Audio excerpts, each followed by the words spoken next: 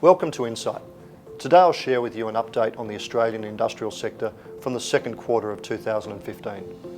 Domestic drivers continue to support solid activity in the industrial sector, including a steady employment and interest rate environment, solid growth in retail spending, further strong goods imports volumes, and the ongoing boom in new dwelling construction.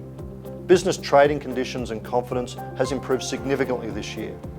There was a significant improvement in occupier take-up in the second quarter of 2015 after an abnormally slow start to the year in many markets.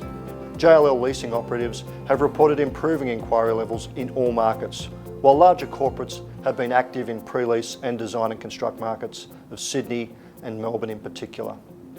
Take-up is being driven by tenants wishing to consolidate operations or implement new stock handling practices and requiring specific building design elements, particularly in the grocery retail sector and third-party logistics industry. Gross take-up in the year to date was around 1.1 million square metres, which is significantly above the same period last year and greater than 50% of the 10-year average. It looks like being an above-average year for occupier activity, particularly larger corporate occupiers.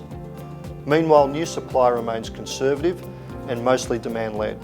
Less than 700,000 square metres of new stock has been completed this year, with only 600,000 square metres likely to complete in the second half of this year. New supply will be around 30% below the long-term average. This is supportive of a balanced market and steady rental levels. Meanwhile, investment demand drivers remain very buoyant through the recorded sales transaction volumes this year and very subdued due to the lack of opportunities being brought to the market.